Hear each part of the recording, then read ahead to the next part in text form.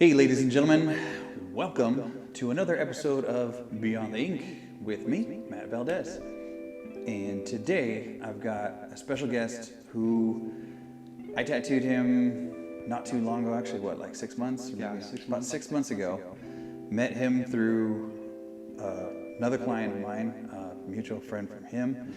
And let's say hello to Skylar Bolden. Hi guys, nice to meet you. Hope you enjoy the episode. Yeah. I met Skylar, like I said, through one of our friends, Giselle, or Gigi, as everybody calls her, you know. And your first tattoo, because it's more of a music-based, it's a microphone with the beats into a treble clef on the wrist. And it's cool because, you're a beatboxer. Yeah. So musician with the mouth, I guess you could say. I mean, you do have traditional music in your background too, like you said. Yeah, I have. I played a little bit of piano growing up, but my main focus is really like percussion. I did drumline.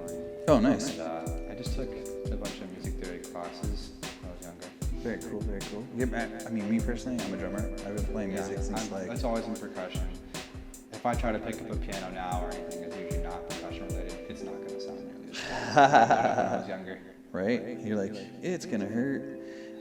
Today, we're adding on to your half sleeve on the bottom, which eventually turned into a full sleeve. And it's a anatomical heart. I don't know if you can see that, folks. Anatomical heart with some headphones, music notes, some lightning, electricity going on in the heart, because that's what it's all about. And we're starting on the forearm, getting this sucker added to the inside part, which probably feels like shit, but yeah, it really feels great. it feels magical. I like it a lot. I love it. Yeah. So tell everybody. I mean, when you talk about beatboxing, something that you don't really hear too much of. You know, you're like, oh, I'm a beatboxer. Getting more popular, but not quite there yet. Yeah, still unknown talent. Wait, what do you want to call that? Underground? You want to call it like Underdog? I don't know. Underdog. Yeah. Yeah, I guess underground is a good terminology for it. Upcoming. How about that? Up and coming. Yeah, that makes sense. Kind of like this. Beyond the Ink. Yeah, Beyond the Ink. Exactly. Up and coming. Got to start somewhere, you know. Yeah. So that's cool. How long have you been doing that? Around 6 years now. I started in middle school, so. Very cool, very cool. How did you first realize, or what made you want to become a beatboxer, you know? The inspiration really started just from watching just people on YouTube who beatbox, you know. And when I was younger, I used to have a lot of tics and stuff and just make a lot of noises, and I was heavily judged for those things. So when I saw a way I could turn something I was bullied for into like a passion, you know, I jumped on board immediately, and I was really inspired to want to beatbox. And not only that, I just thought it was super cool. You know, people making all these crazy sounds and things that you wouldn't even be able to fathom that a mouth could potentially do. Yeah, dude, and you know what sounds funny is it goes way back to like monks and Buddhist monks, and you know, like they do this thing with their throat singing. Yes, Himalayan. Exactly. And then you hear about things like that, and you go, "Oh my God!" The noise and the things that you can do. I mean, my exposure to beatboxing was like in the 80s and then the 90s with like Rozelle. Bismarcky, and, you know, like it was always like, you know, the Fat Boys, you know, back and but now, you know, I've heard of some of these beatbox competitions, but that's pretty cool to know that you're like part of that. I mean, that's interesting when you think about what it takes to make all that noise. you know? I mean, a lot of people, they look at you like you're just making random noises, or sometimes they're just confused. But there's a lot of depth to it, and a lot of passion that goes into like creating your own sounds, or you know, I mean, and a lot of it is just as real as playing a drum. You know, just like with drumming, if you want to be, I mean, to my standards of a good beatboxer, you want to have good rhythm, you know, and you want to have timing, and you want to sound as close as replicate as you could to a drum set. Yeah. You know, and it's not easy. You know, it takes time, and you got to have a lot of dedication to want to work towards it. Because sometimes you sound like a fish in a fishbowl, just trying to sing, and sometimes you'll realize that sounds better. I remember the first time you were over here, and then actually have video of him beatboxing. You know. That's right. I forgot about that. Yeah, I was like, all right, let me hear it. You know, kind of like. tattooed you a tire mic. Yeah, I didn't know. I went to go put my hustle butter on, but didn't have it on my hand. So yeah, hustle butter. That's what we asked. What is that? It's hustle butter. It's the best shit on the market. Gotta say that.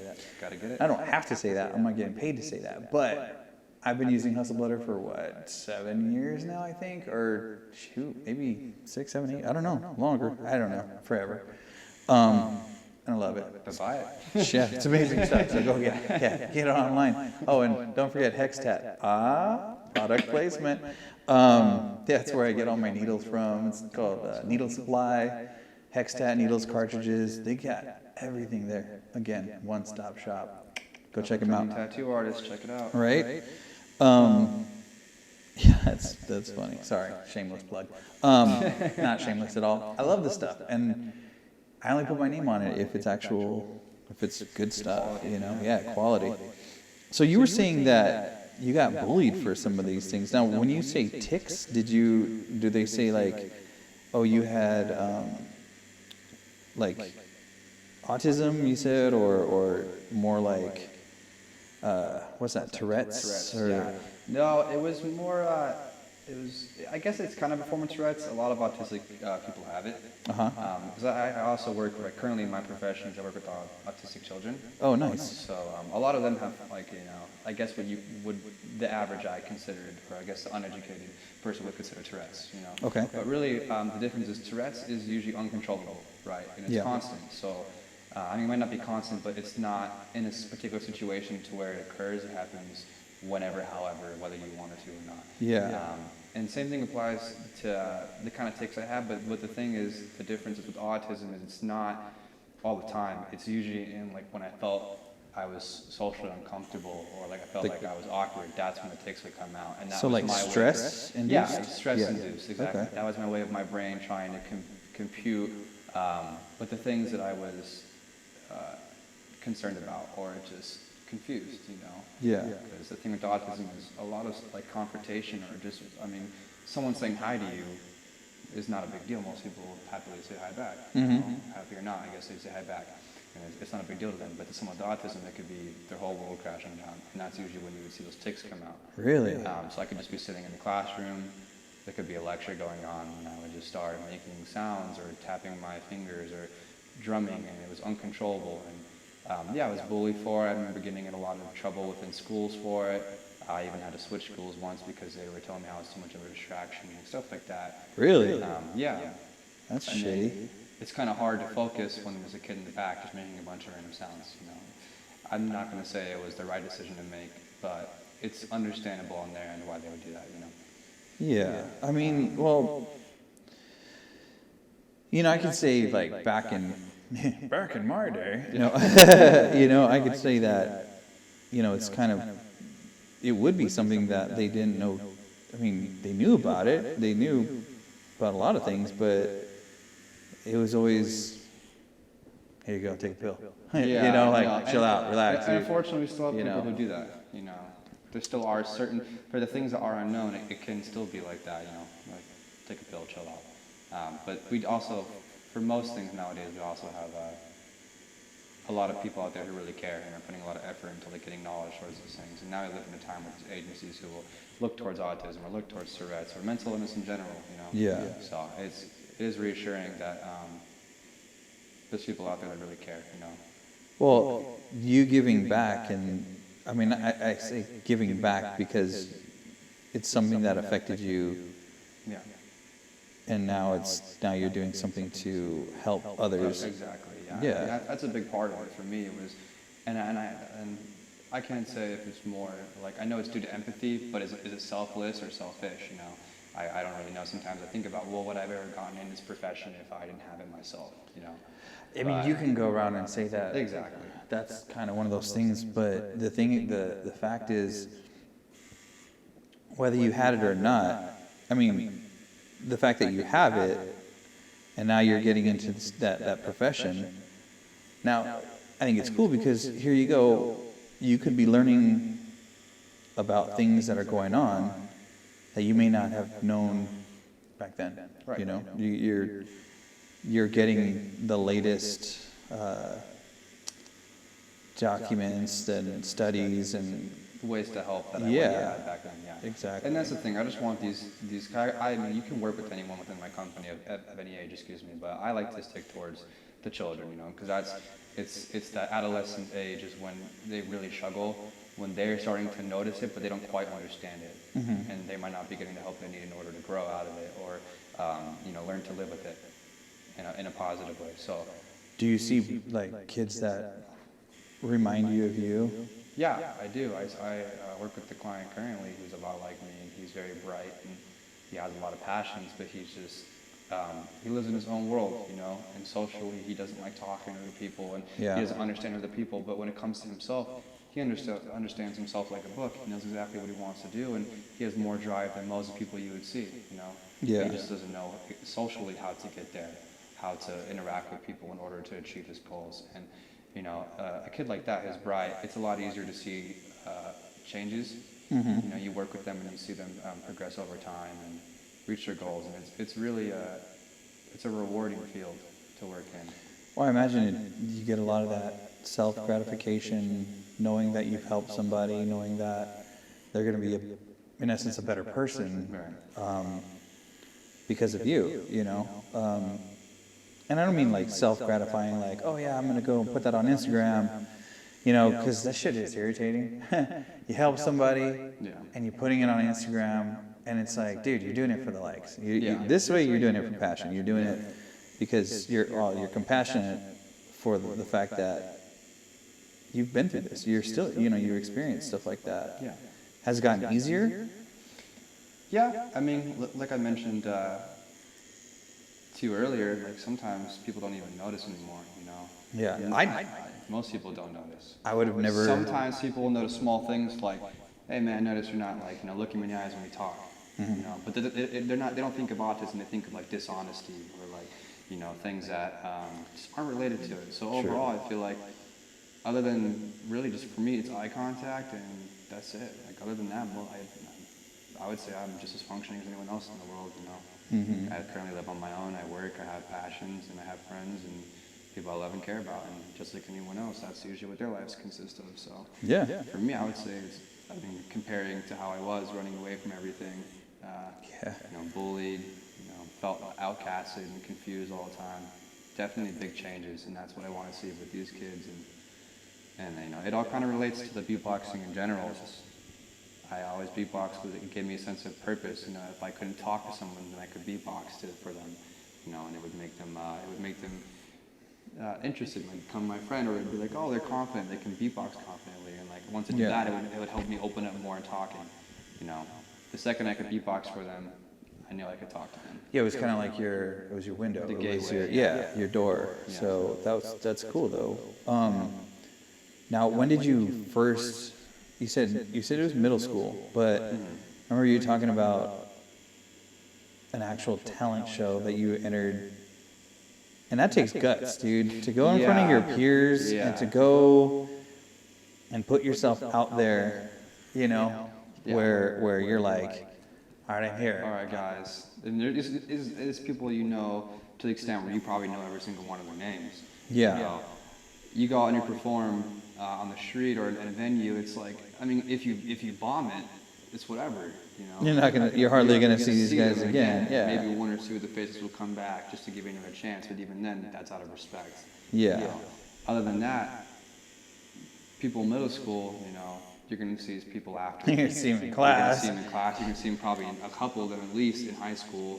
You know, so Yeah. it was like I remember going up there, and it was 8th grade, right before the summer of it, and I think there's a lot of kids. There was like a lot of kids and adults, and I think like another school merged with mine for their talent show, so there was like 500 people. Oh shit, that's a big ass I town. remember them opening the curtains, and I was like, yeah, I could run right now. I don't want to do this. This is some bullshit. It was like that spark, you know. I was like, no, like I've done this every day for like I think it was around 6 to 8 months at that point. You know, I was really passionate about it, and I was like, I'm kind of tired of like people looking at me like I'm not capable of anything. Like you're a fucking alien. Exactly. Yeah. So I was like, you know, I somehow. What was your routine? I mean, how long did you? I think it was like a minute and a half, 2 minutes. Okay.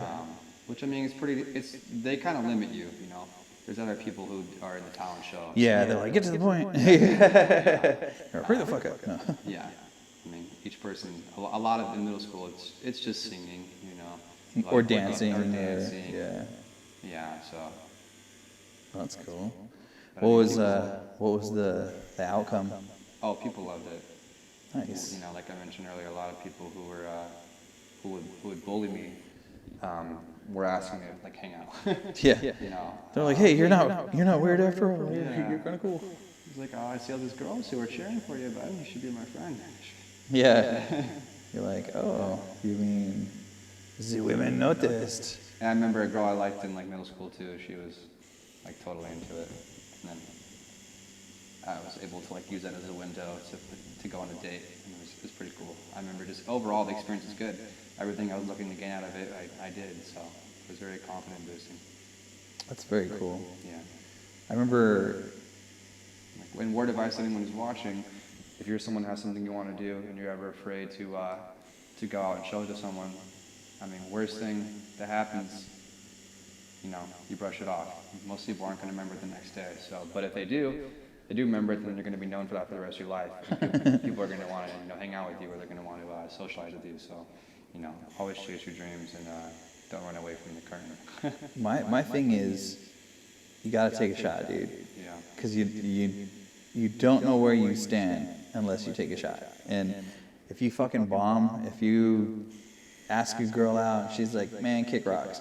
At least you took a shot, dude. You knew it. You got more courage than some people out there. Yeah, you know? And that's a positive trait. You bit the bullet. You did. You went. You did it. Fuck it. You may not be the girl that, you know, she might not be the one for you, but I guarantee there's someone looking in the wings that going, hey, this guy's got some confidence, and confidence. Yeah. That's a Or good maybe thing. somehow you get that miracle chance, and the girl sees and goes, oh, I saw you get rejected, but I think you're cute. Want to go on a date? Yeah. I liked your style, you know, whatever. Yeah. Or I liked the way you approached her. It was cool, or something. I don't know. But not only that, she could be better looking than the first. Yeah. And I mean, that's, you know, superficial, of course. Yeah. I'm not trying to. No judging. Yeah, no judging at all. But but I mean, when you have that situation where that rejection is just like, ugh. Yeah, no, rejection is something that I feel like everyone in the world fears, you know. Of course. It's the only reason to necessarily most of the time be afraid. And 90% of the reason why I'm scared throughout, you know, whenever I am is I can always point towards confrontation or being rejected, you know, or the fear of failing. I mean, but at the end of the day, most of the stuff that I've tried to do, if I didn't succeed the first time, I did the second, or at least the third, you know. Eventually I got what I was wanting out of it. And sometimes it sucks, you know, you get rejected, but eventually you won't. And then you're going to feel better, at least knowing that you got rejected and eventually reach your goal versus not trying at all or getting rejected and giving up, you know. Yeah, everything in life, I always say, is a numbers game. So for the 5 or 6 people that you talk to, only one's gonna really give a shit about what you have to say. Right. You know, and so like, you might have someone else who really does care and says, oh, okay, I like what you're about, I like what you're doing, but 9 times out of 10, you know, you get some of those people that just don't give a rat's ass. I remember there was points and times where I was like, this sucks, you know. Like, so you didn't want the label, or you Well, just didn't no, want I just the... wanted people to talk to me for myself. Like, I wanted people to be my friend because they thought I was like, I'd be like a good friend, or like there was a reason to like talk to me other than the beatboxer. But then as I got on, I was like, well, maybe most people will look at me as just a beatboxer. That's all they ever want from me is just to beatbox for them. But Yeah. people will approach me and say, oh, dude, the beatboxing is super cool. We should hang out, you know? And that'll be the gateway to make friends. So my perspective on it changed pretty quickly. And that's what happened. You know, people be like, oh, dude, the beatboxing is super cool. And like I'd hang out with them, and then I realized we'd have other interests, you know, and they become my friend. And it wasn't he's a beatboxer. It was like, oh, it's my friend Skylar. He beatboxes, you know. And, Yeah. and that's Then what I you- wanted. I then just you wanted became- friends because I was very socially awkward in the beginning of high school, up until like probably my sophomore year. What was the effects at home? I mean, like, how was your home life with all this? My family was really supportive. You know, kind of like, as unfortunate as it is, like I told you, I got into some like drug use, you know, in the early ages of high school. I thought the only way I could make friends was to do what they were doing. So some of them would smoke weed or drink on the weekends, whatever it may be. So I ended up really getting into those things with the people around me. And so that was just your and that way was of affecting home life. You know, parents were very, they were supportive of me becoming someone and having friends. And of course they were supportive of my music. Like they showed me a lot of love that unfortunately some parents might not, you know. But at the end of the day, they were still disappointed with the fact that I was doing things that weren't healthy for myself or for my future. So the home life was taking a hit in that sense. So regardless of how the beatboxing was going.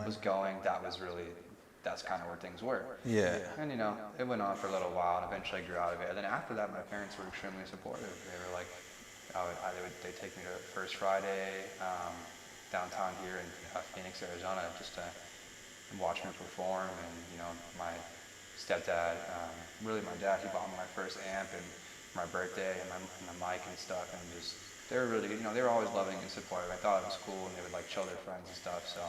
So Wait, how old is your stepdad? Or you said so you have a stepfather who, how long has he been in your life? Like how long has he been around? Since I want to say 11.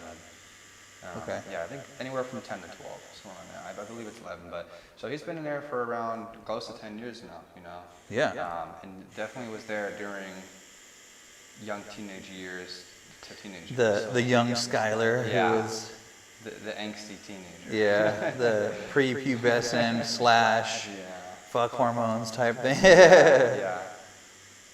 I'm sure you gave him a few I'm sure I gave him a big run for his money back then. few sleepless nights and stuff. Yeah, but he stuck through, and he was always there. And you know, every teenager has their fights with their parents, but you know, at the end of the day, they're still exist. They're good parents, and they're supportive. And You love your parents. Exactly. Yeah, I'll always have a relationship with them, which I hope everyone else will be able to have the same with their parents. You know.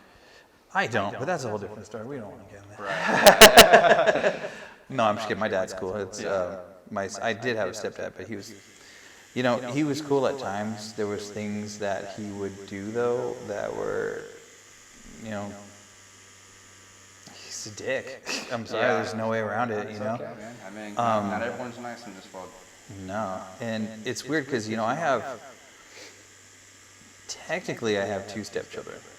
My two oldest sons aren't biologically mine, but I've never called them that, you know, unless I'm trying to explain the timeline, you know, because my oldest son is 28, and my second oldest son, you know, he's 25, so. You know, him being 28, I'm only 43. That would have made me, what, 15 and a half? Yeah. It's like, hey, how'd this work? Well, I put it in, you know? So, but I mean, I've raised them for 24 years, right? Yeah. And, you know, so much that my family, like my dad, my stepmom, you know, they forget that they're my stepkids. They're just like, it's just Jacob and Dominic, you know? Eventually you see the support, and that's what it is. There's no label or anything. They're just there for you. Correct. And that's the thing too, is like I call my stepdad not because I think he is, but because I called him that for so long. Yeah. That's just what comes in my head. Yeah. But you'll hear me go, well, my stepdad Aaron, and I'm like, oh wait, no, my dad Aaron, you know, because I realize He's more of it's a respect thing. Like he loves and Yeah. cares about me the way that a father should. Therefore, he is a father. You know. Correct. You know, and at the end of the day, that's what matters. that he's your father. Yeah, and even if you don't say it enough, as long as you show the appreciation sometimes. Well, he's gonna see it on this, and Yeah. if he ends up if he ends up you know, watching it and subscribing to Beyond the Ink, All the sponsors. huh? So I'm checking out all the sponsors. Right, and checking out, yeah, he can go get Start his own himself, tattoo shop. get himself some hustle butter, and you know the cool thing is like if you go to Needle Supply and get hustle butter and you can get all the aftercare. You just can't buy this stuff unless you're a professional tattooer. You just can't buy this stuff to do tattoos, you know? For instance, like we were having talking about how you grab it, it's like, oh, it looks really good, and it feels good. Like, is that a daily moisturizer? Is that for tattooing? And you're like, well, it is just for tattooing, but it's No, good for moisturizing. Well, see, there's a lot of people that don't understand. You know, got another plug for hustle butter, because there's, you know, my son has eczema, and Me too, actually. okay, so you know how you have to get that prescription for the eczema cream, and it's kind of a pain in the ass, and it burns, and it stinks, and it's like, I so haven't used it since I was a kid, but I definitely remember what it was like. Yeah, I used to have to so- use it on my ears or my neck. yeah, I had I've been working at this shop, of which I do not speak of anymore, and I would tell them about hustle butter. I was like, dude, you guys gotta use it. You gotta use it. And one of the owner's clients had eczema on her elbow, and he was tattooing her arm, you know, and she was saying that, oh, it's bothering me, you know, had a little flare up or whatever you want to call it. And so I said, oh, try some of this.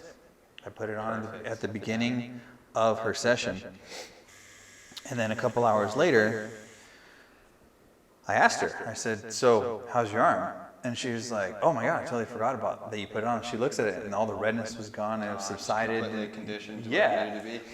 And so that's also because it's based off of, it's all natural stuff. It's pretty much it's vegan, you know, and so I used it, and I used it on my son. I've used it on my grandson. Yeah, I'm a grandfather. My wife uses it. Like, we use it for everything, for tattoos, but for anything skin related, you know. And again, not petroleum based. There's no, you know, nasty shit in there. It smells phenomenal.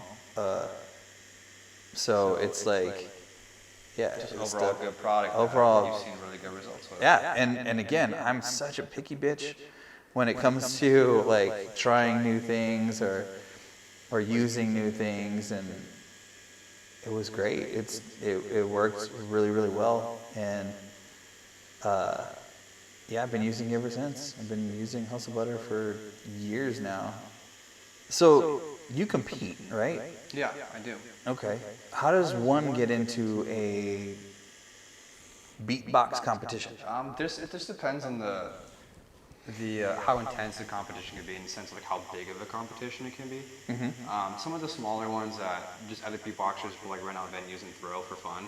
Okay. You just go there and you sign your name in, you pay the entrance fee. It's just usually like $10 to $20, excuse me. It's not that much. Okay. And they do an elimination. So they have an elimination where everyone just does like a 1-minute showcase of what they got and what they can do.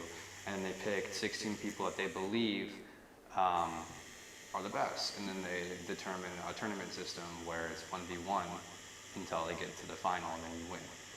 For some other competitions, it's the same process as far as tournament, but the only difference is in order to actually get into the competition, you have to put in a wild card. And most of them is you just record 1 minute to 2 minutes of your beatboxing, and you put it in on YouTube. Yeah. And you're like, this is what I got, and then they'll contact you through email if you won, like if you got an entry essentially. And that's pretty much the gist of beatbox battles.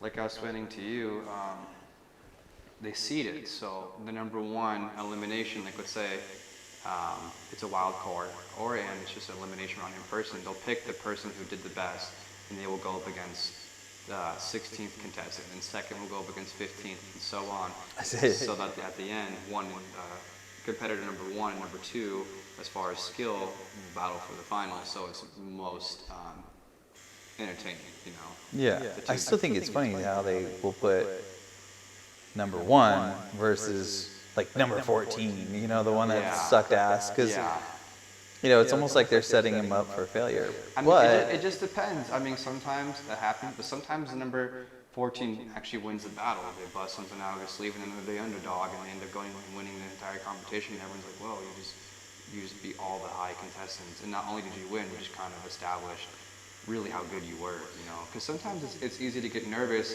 on elimination. Like I had a battle to where I was pretty low in the elimination, in the sense of I got nervous. It was like I was the first person to go up and perform for the entire night, to even grab the mic and just start beatboxing. You know, so I got nervous. Kind of. So you bit the bullet. Yeah, I bit the bullet, but I had enough skill to where like, okay, he got nervous, but let's put him in. He has a lot of skill. Let's see what he brings to the table. You know, maybe he'll get some charisma as he warms up. And that's exactly what happened. I started battling and got a lot. I got a lot better. So your first battle, how old were you when you had your first? 15. Yeah, I was 15 years old. So here's 15-year-old Skylar. This is like usually adults. Most of them are like 20 to like 27. How'd you do? Oh, just absolutely bombed it. Completely embarrassed myself. Stopped midway. I pulled a Slim Shady. My palms are sweaty. Mom spaghetti. Oh my God, that's funny. But you know, in a beatbox sense of doing it, you know. Yeah. Hey man, most of the legends they have a fail in there in the beginning. And it's so true that you have to fail in order to know where you are, where you stand in the grand scheme you of have things. to get to that point where you're really questioning if you want to continue. Yeah. It's that brink of the point where you're like, I want to give up right now. That's where it really shows how passionate you are. Not when things are easy, when things are fun, but when you lose all motivation, it's like, what are you going to do? Are you going to get up and do it again, or are you going to give up? And if you get up and do it again, you're going to come back stronger, and you're going to love it even more because you realize it's worth it. I just hit the bottom, and I still love what I'm doing. So what could be worse, you know? No, I mean, you bomb, like you said, and then you get back up and you just kick ass and go for it again. Use it as momentum. Use it as it was a boost. Just didn't realize it yet. Yeah. You know, I mean, it's not like I mean, you know, with sports, sometimes you bomb and you break and you get injured and you never do it again. You fail a beatbox competition, you didn't lose any of your skill. You still a beatboxer. You still know everything that you knew before. You know, just know what you don't want to do now. now. What you don't want to do next time, which is choke. Yeah. Because what made you choke? Do you remember, or it was just kind of like? It was the round was longer than I expected. I was just really focused. How long are rounds? It just depends. Usually they're a minute 30. I thought they were a minute. I remember thinking like, look it up, and then everyone was kind of like waiting for me to finish, and judges weren't telling me that the round was over, or to switch the mic to the next person, or the person was battling, excuse me. I remember just looking up, and I was like, oh shit. You're like, oh shit, I still have 30 seconds left. Yeah, and then like the fact that you stop, and then I tried, but I remember trying for like 10 seconds, and I was just like, I just passed the mic. And unfortunately, it was a venue where we didn't have a lot of time there, so usually beatbox battles will be 2 rounds, so a total of 6 minutes, 3 minutes for each person, 2 rounds, 1 minute 30 for each person for each round. Yeah. But it was only a minute 30 1 round, so I was literally left with not a second chance to redeem myself for a second round. It was what I just did was the end. I didn't even know that, so I was like, oh. It was just it was a one and done. Yeah, it was a show us what you got or get off the stage, essentially. Could you see yourself traveling and going to like Japan and going all these places just to beatbox? 100%. That'd be fucking cool. Yeah, it would be cool. I would definitely travel the world to beatbox if people were seeking that, you know. If people were messaging me like, hey, I really like you and I think you're cool, and they're like a big record deal or a company or something, and like I want to get you on performances. I want to get you to go to Japan or I don't know, whatever it may be, like all these different countries, like we're going to get you on a tour. I would totally take the opportunity. Not only would I get the experience of traveling the world and seeing the different cultures and people, I get to do what I love for so many different diverse people, you know. And spread the idea of maybe you can be passionate about it too. Because that's the thing. The big thing about performing to me is I love performing. What I love more is seeing someone who, the spark in their eyes of like, I want to beatbox. I want to do that. Yeah, that's the best. I want to be like that guy. Yeah, I mean. And I've had people who see me and they're like, dude, that's super cool. Like I kind of beatbox, but like I want to be good. Like, you know, and they get really passionate. And Well, because they want to ask you, how did you get good? How did you become where you are? And my you answer know? to that is always consistency. That's literally Yeah. it. No one starts. I mean, some people are savants, don't get me wrong, but I was not one of those people.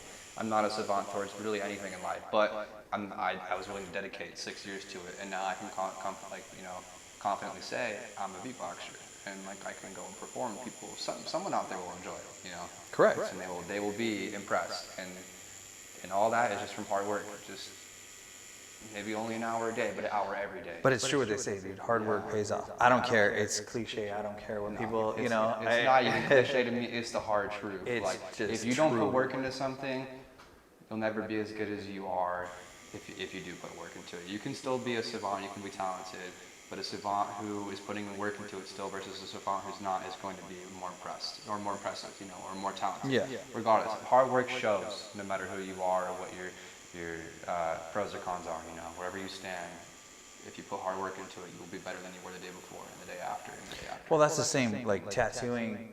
There's so many artists and they're phenomenal artists and everything, but then there's a few that they don't practice, they won't draw, they won't do, you know, certain things to hone their craft. And then they get pissed off when it's like, oh, People aren't enjoying their work. nobody wants to see your tattoos. Nobody wants to get tattooed by you. And they're, well, what's wrong with me? You know, blah, blah, blah.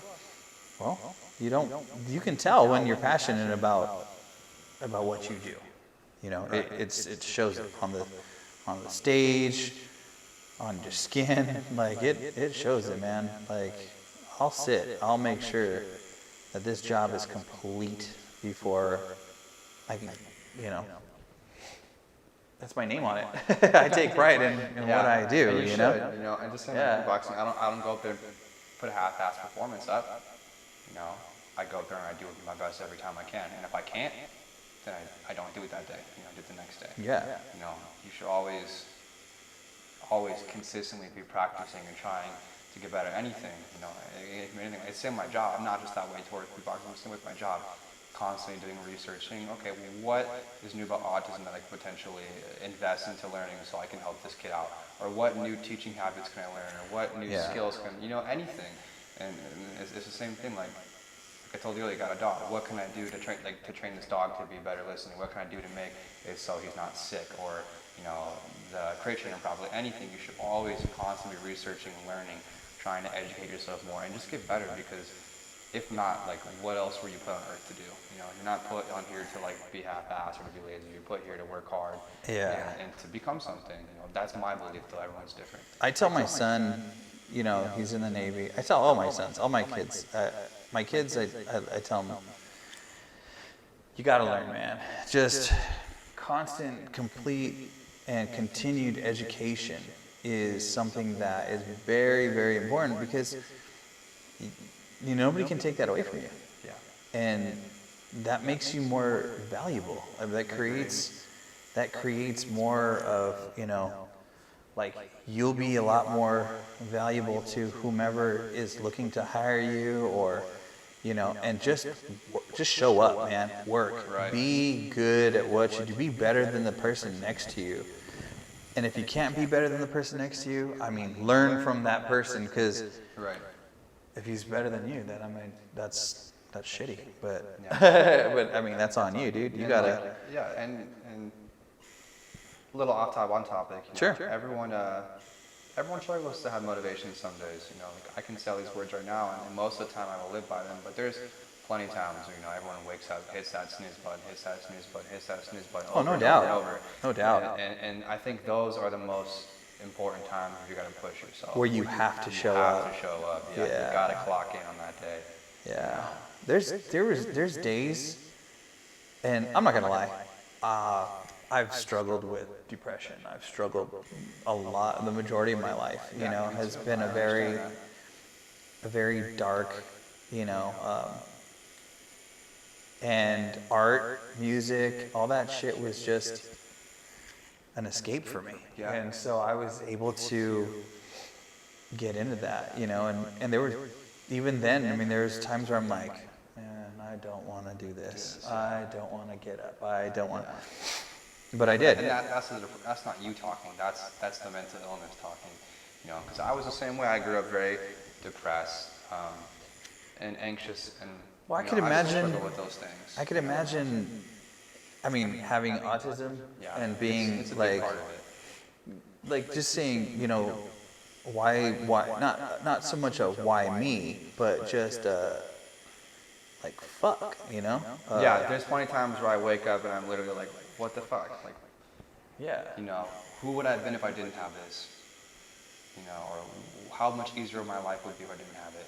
You know, and it sucks. I used to think like that. I used to, curse at anyone I could. You know, whatever was out there, I'd curse and be like, damn it, why did you scream over this bad? But I realized like, maybe it's not a curse. You know, maybe it's a gift. I understand music in a way that most people don't, and I'm so dedicated to it because of my autism.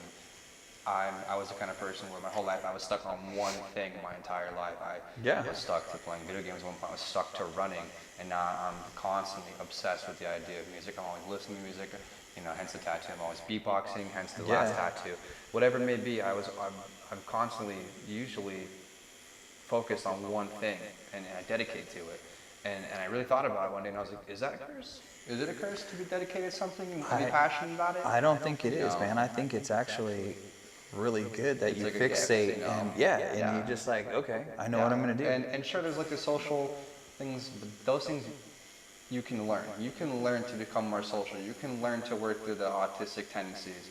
But and you can learn to be dedicated, but you can never force yourself to be dedicated or want to be dedicated. If you aren't born with the fixation, with the obsession, with the passion, you can become passionate about it, but it's never going to be the same versus naturally wanting to do something, like it resonating within you. Yeah. And that's why I really consider if like some of these kids I work with or myself, is it really a curse?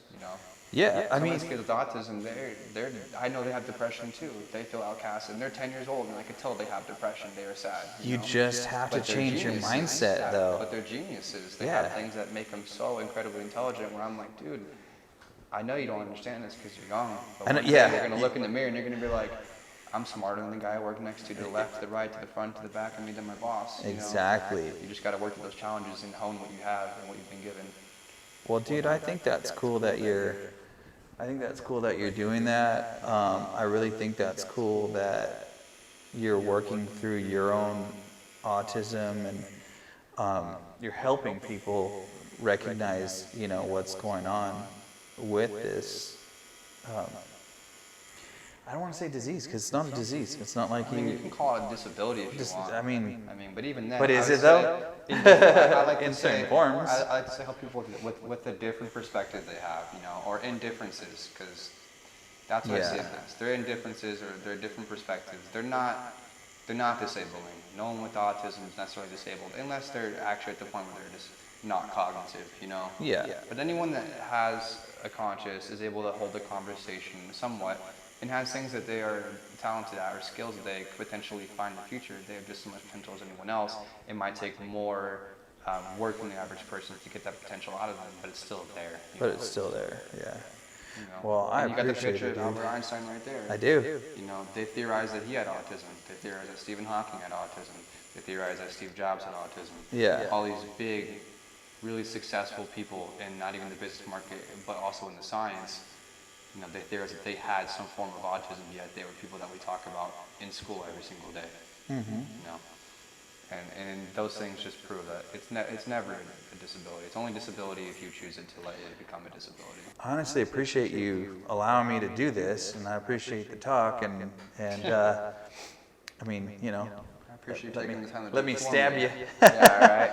But Everyone loves a good stab. so you're gonna go home, and you're gonna go start up some social media so that way people can contact you and find out where they can see you do your your thing, and I think it's cool, man. You should support local artists and musicians and just create that buzz so that way it can become more of a mainstream thing, So, but I do want to give them a little sample. So whenever you're ready, man, just sounds good. Spit a little bit for these. I'm gonna go ahead folks. and sit up a little bit. Yeah. Sit up a bit. No worries, dude.